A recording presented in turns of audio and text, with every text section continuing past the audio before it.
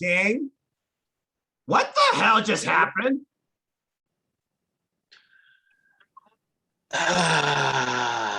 Something tells me that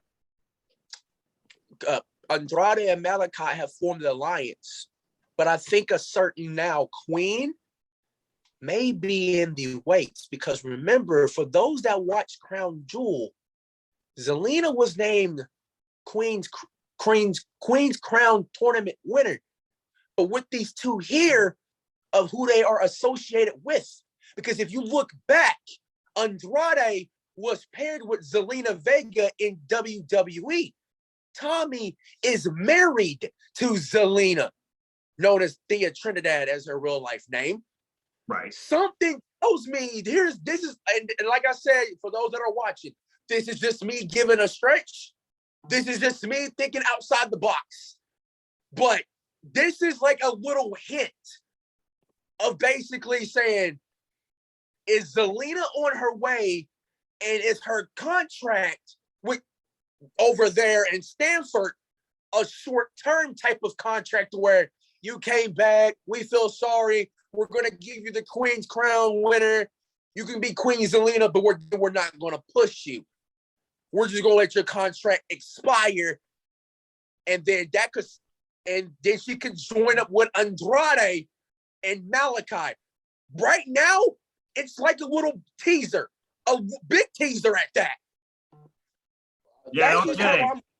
Before you continue, are you guys recording for the ATW? Should I get on computer? Because I'm on my phone right now. I mean, you're fine, dude. We're just literally talking. This is what I'm going to call an ATW quick take, because I got to join, of course, the lovely CG about 15 minutes. But for those that don't know, welcome to our simple post-Rampage discussion. I don't normally do this, but I figured from out of nowhere, from what we just saw in the first hours, we just talked about the ending, and we now know our women's tournament bracket. I'm extremely pleased. I figured, why the fuck not do a quick 10-minute take? So whether people are on camera or not, heck, you can't see me. I'll go off camera too. We are simply here to talk to you about AEW. But I digress. Hello, everybody. Welcome to the Simple ATW View quick take. I am the Simple Man Noah Foster, joined by audio with the King A Train and the Archangel James Keebert. As he alluded to in that intro, we told you about the ending. You now see the bracket before you. Gentlemen, I'm just going to go quick and simple with you for the next 10 minutes. Let's fucking talk. First off, James, nice to see you. Your thoughts on the bracket. I challenge you to make a bracket. You did not come up with it in time, unless you're going to try and talk about it now. Your thoughts on the bracket. No, I had no time, dude. I was so fucking busy with everything. That's what I thought. It's all good. But your thoughts on the bracket now revealed. I lost the bracket. I don't know what happened. The bracket went away. I thought you remember it. Okay, fine. I'll help you. Here, boom. Okay, cool. My thoughts on the bracket are, okay, why, so 4 women get first round buys. Not sure why they couldn't have put, like, how do you not have Diamante in here? How do you not have Kylan King in here? How do you not have fucking, like you could have had women fight these women that got a first round buy. That's like my only complaint. Otherwise, the bracket's fine, but like, you know, I wish they had Kylan King, Kylan King. Sky Blue. I was rooting for Sky Blue. I was looking at the more ambitious side of AEW, but clearly this tournament is focusing more on the established hot roster. Yeah, Red Velvet's there. Okay. Yeah, it's just. And then there's other women too. Like, I don't know.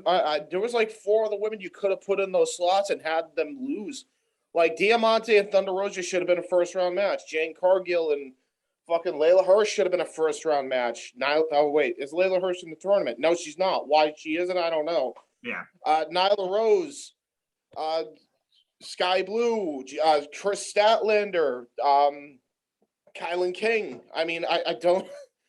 Why they didn't do it, I don't know, but fuck it, I guess.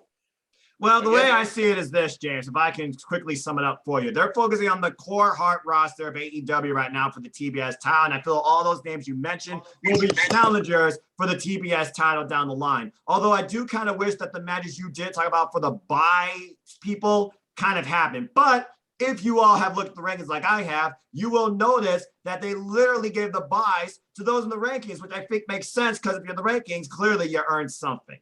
All right, that's fair. I don't know. To me, if you're gonna do a tournament, you can't. The whole thing is with the tournament or any stipulation match, though, is to completely throw the rankings in a tailspin. That's the whole point. So why not put some intrigue and some good matches in that regard? Like, whatever. I'm just expecting bigger things. I feel like for those that are involved, that are official on AEW, like Jitler Hirsch. Again, I keep thinking she's going to join her circle and be part of the whole Great American Top Team feud. And then as far as what you're saying too, we still have to figure out, of course, Full Gear. And after tonight, by the way, what a freaking impressive effort and match Anna Jay had with Britt Baker, man. That was impressive. Yeah, that was really good. Two great matches with Anna Jay, Britt Baker, Andrade, and Pac-2. That was fucking great. That insane, furious ending with the pinfall exchange combination for the bastard to get the win, and then everything goes to hell. Holy cow, man! Another classic. That was the most chaotic. That was the most chaotic finish of an AEW show that has happened ever. Yeah, and I loved it. I fucking loved it. King, your quick thoughts. We briefly talked about, of course, on our Zoom call, but you already saw the bracket. You know the bracket. You even bracketology kind of the bracket, in your opinion. Give your thoughts on the bracket. All I gotta say, and I'm gonna keep it short. I'm gonna keep it simple, not short. I'm gonna keep it simple. This is going to be a good tournament. This is a good bracket, and I feel like this is going to be a good tournament because at least this tournament will be leagues better than what the Stanford boys over there did in the final for the finals. That much is already like you said, James. That much alone, right? This bracket here already alone is way better. Like, at least we're going to see some good matches. At least it won't be like past, at least it won't be a minute. It won't be 2 minutes type of thing. Because over here in AEW, they respect women's wrestling over here. By the way, before we continue with that, also, like, I really do enjoy that they showed their depth. I feel like everybody said it wasn't needed.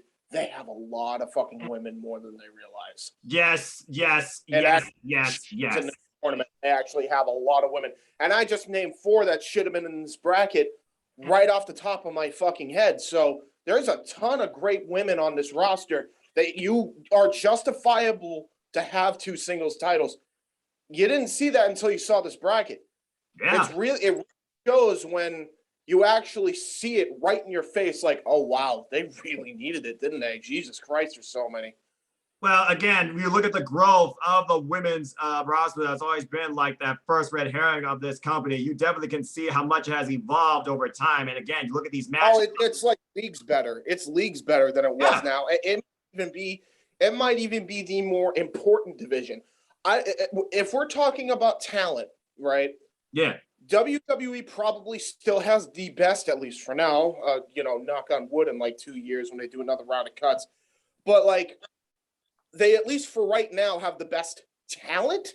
Mm-hmm. But arguably, when you see the brackets here, I care more about the AEW women on AEW than I have for the WWE side in a very long time. So this is arguably the more important women's division. I don't think that you could dispute that now. Like, this shows it. This whole bracket shows it. And like I said, the thing about the AEW Women's Division, one word, potential. Bam. There it is. Let's go ahead and briefly talk about these matches real quick. Anna Jay versus Jamie Hayter really came into play after Anna Jay, again, phenomenal match tonight, clocked Jamie Hayter in the face. And I was wondering Jamie Hayter was going to be involved in this. She could be bringing more gold to the trio. We'll see. The bunny. Yay, Allie. She takes on Red Velvet. These two are no strangers to each other. Literally, Red Velvet's life was saved one time on a tope suicida by Allie. I'm curious to see how far Red Velvet has grown. And I'm curious to see Ali send her down the rabbit hole there. I said it. I'm just saying, but it's just a thought. Serena Deeb or Kyle Shida. Shida still looking for a 50th win, now out for revenge. Deeb with a brand new attitude. This could be a stealer of the entire tournament right here, considering that both of these ladies right now, they just want to literally prove something against one another. And again, at this point, Shida, I feel like, is going to come in with a brand new attitude. This is definitely going to surpass the previous match. And Penelope Ford now visits Ruby Soho after Ali visited Soho, got the best of her in a roll-up combination. Curious if the Superbad girl can do the same thing, but we'll see what happens, or if Ruby gets the better of her like she did. And of course, as we see, there's a lot of potential in round two. I will say before we get to the round two things, I feel like just from all of that, Penelope Ford definitely has to be the one to still improve, because man, she's still a little bit slow when it comes to in-ring.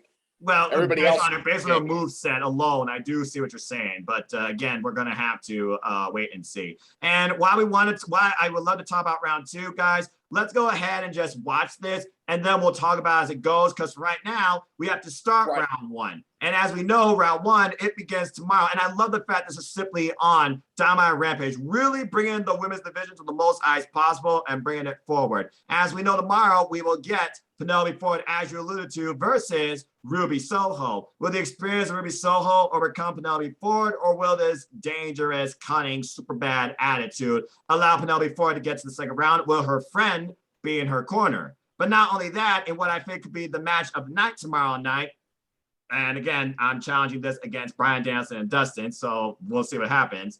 But Serena Deeb and Hikaru Shida, they go at it again, and no doubt she is going to come with a brand new attitude, and I can't wait for this. And this actually happens on Wednesday.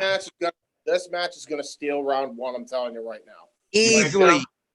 They're shitting. Yeah, I have to agree. But I'm just going to say this right now. Anna Jay and Jamie Hayter, when it does happen, when it's probably next week Friday on Rampage, that might be a sleeper pick to steal round one. I would not doubt either of those two. Yep. Mm-hmm. Well, that's all I really got to say tonight in this quick ATW form, as we just talk about AEW Rampage, and primarily our thoughts on the women's division tournament. We hope y'all enjoyed this simple thing too. Before we conclude this quick little thing, and before we talk post-wise of our next AEW View, gosh, you guys are insane. I loved what you did, though. Does anyone have any closing thoughts regarding this AEW women's tournament, bracket, or anything we saw tonight on Rampage? I feel like we'd be remiss if we didn't talk about how surprisingly good the opener was for Rampage between Cassidy and Powerhouse. Yep. That was surprisingly well done, and I especially love the finish where Hobbs's temper got the best of him, and he got caught in a mousetrap, which Cassidy hasn't used in a long while. So that was really cool that they protected him in a way, and also showed a bit of a weakness in Hobbs's game, which is controlling his temper. Exactly. And again, that's that Team Taz attitude coming forward too, showing what he represents. And Orange Cassidy didn't really win; he survived, so it protects Hobbs as well. But it also continues that idea that Matt Hardy's not done deleting Orange Cassidy, as he was definitely rooting for Hobbs to win. Good opener, much stronger growth development, you could tell, since their first encounter that was only 12 seconds. Before we conclude this, Russell Votes tweet. Okay, it started with Andrade first, and then Russell Votes has picked this up. And Noah, remember what we talked about during the Zoom call? Yes. To start the show? Yes. It looks like I might be right, because Andrade said FWWE, Russell Votes, who you guys can trust, another source that you can trust in the IWC on Twitter, who have been legit with their sources. Russell Votes came up with this tweet, and I think I might be right, dude. This is only the beginning of the story that unfolded tonight. So much said in 3 minutes. So much so. They'll be in a tag team. I'm not shocked. They're probably friends, all of them. It wouldn't surprise me. Again, it's a team environment. Everyone's out there to bring up one another and bring forward professional wrestling. That is AEW, and that's why I love this company so much. Not perfect, but it damn sure is one of the best things that happened in the industry in a long damn time. Speaking of that, we'd be remiss to mention that they did not pipe crowd noise in for that ending segment. Cody got cheered in the same fucking town, because remember, this is taped, where he got booed. Again. What the fuck is going on? One minute, new attitude, new crowd. Crowd can change their mind on a dime. I don't know. 1 minute, they're cheering. Like 1 minute, this is all the same show, by the way. If you go there live, 1 minute they're booing him when they see his graphic on the screen. Then when Arn Anderson comes out with his quote unquote Glock, Cody comes out. He's apparently the Glock, and the people go fucking nuts. Again, AEW, you act as you wish. It's a weird, fickle, wild universe. Anything can happen, and anyone's opinion can change on the dime like that. Shout out to Joseph Kahn, the proper podcaster, who was there live when this was actually recorded, which of course was last week. And I can see now everything he saw except the bracket. Yeah, it did deliver, and yeah, you were right, brother. Andrade vs. Pac 2 definitely surpassed the first one I saw in Cincinnati. Damn you, lucky son of a gun. Be without a shadow of a doubt. I hope they do the rubber match at Full Gear, by the way. Please put that on pay-per-view. Seriously. I want this on pay-per-view because that would be so good. I agree. The potential is there. The story is there, and they are now 1-1, so there has to be a rubber. All right, guys. Yeah. Well, I think that's a good way to conclude. So until the next time we get together, whether it's on View or Quick Form 2, professional wrestling fans, ATW family galore, and everyone who watches this too, we thank all of you, and I bid you a fine adieu. Until next time, we'll see you around the professional wrestling community too. Goodbye. Because I'm a Kenny Omega Mark. There I said. And good night. Bang. That's it. Glock tonight. He did have that Glock, didn't he?